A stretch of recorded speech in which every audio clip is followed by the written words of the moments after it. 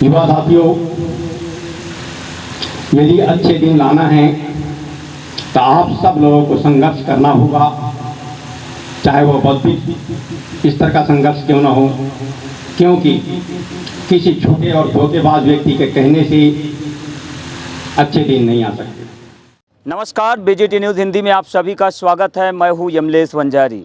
देश में अगर कोई समस्या है तो उसका समाधान भी होना चाहिए, और समाधान का मार्ग प्रशस्त कर रहे हैं भास्कर राव रोकड़े, जो कि एक अभियान चला रहे हैं, जिस अभियान का नाम है सम्यक अभियान कॉन्फ्रेंस। और इसी के तहत आज बालाघाट में एक युवाओं को, बेरोजगार युवाओं को संबोधित किया उन्होंने। साथ में उनके साथ तमाम तरह के लोग, युवा, शिक्षित, बेरोजगार भी बड़ी संख्या में शामिल हुए। भास्कर जी बताएंगे अपने अभियान की शुरुआत किस उद्देश्य को लेकर की है?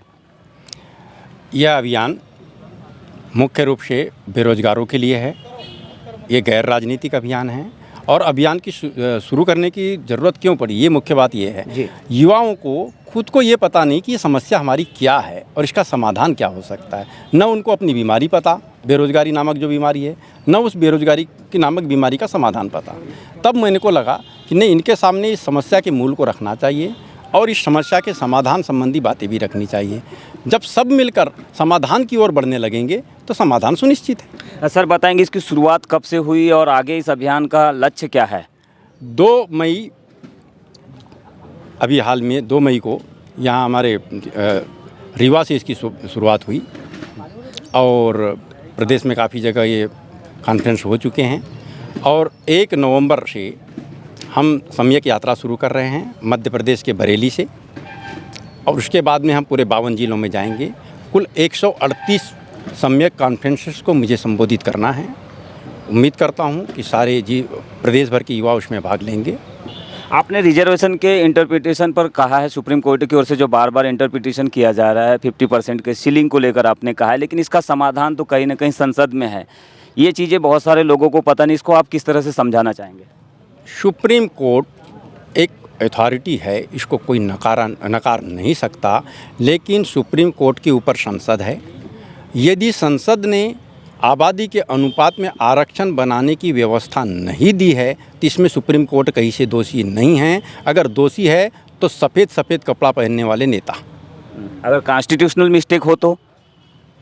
ये कॉन्स्टिट्यूशनल मिस्टेक कभी होता ही नहीं है। कॉन्स्टिट्यूशनल मिस्टेक को संशोधन के आधार पर दूर किया जा सकता है। दूसरी चीज़ आपने कहा कि आर्टिकल 18 के अनुसार जो राजशाही ख़त्म हो गई, अब उनकी संपत्ति भी ख़त्म होना चाहिए, वो जनता के बीच जाना चाहिए। इस तरह का प्रयोजन आप करना चाह रहे हैं, क्या ये संभव है हमारे देश में? देखिए, कोविनेंट मर्जर नामक एक किताब आई है, मध्य प्रदेश के विधानसभा में है, उसी समय बनी थी अलग अलग रियासतों के लिए। उसमें यह दिया गया था कि भाई एक राजा है, उसका अधिकार को हम छीन लेते हैं, वो पूर्व महाराजा हो गए, तो आखिर उनको जीवन चलाने के लिए संपत्ति कितनी होनी चाहिए, इसका प्रावधान था मर्जर एग्रीमेंट के समय।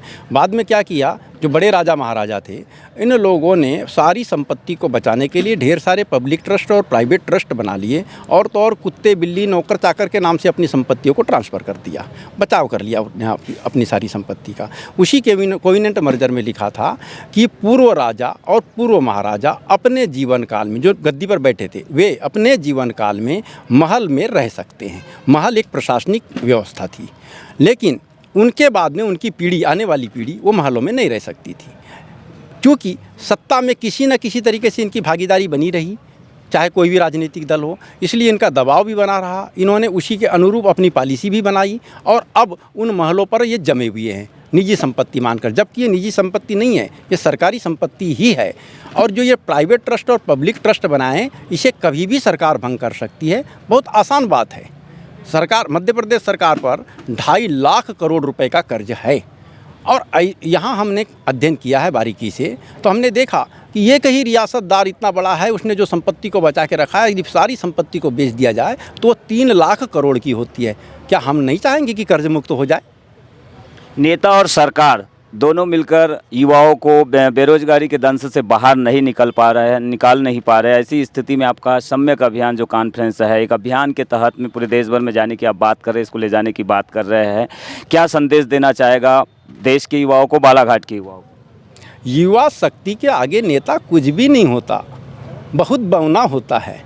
युवा शक्ति ने संकल्प ले लिया है उसे हम पूरा कर लेंगे और वो भी ज़्यादा दिन की बात नहीं है, 1 जनवरी 2024 को पूरा हो जाएगा, फिर रोज़गार के अवसर ही अवसर आ जाएंगे। इसलिए मैं युवाओं से सिर्फ आग्रह कर रहा हूँ कि वो मेरे साथ चले, आंदोलन न करे, धरना न दे, प्रदर्शन ना करे, लाठियाँ न चलाए, बस साथ चले तो सही।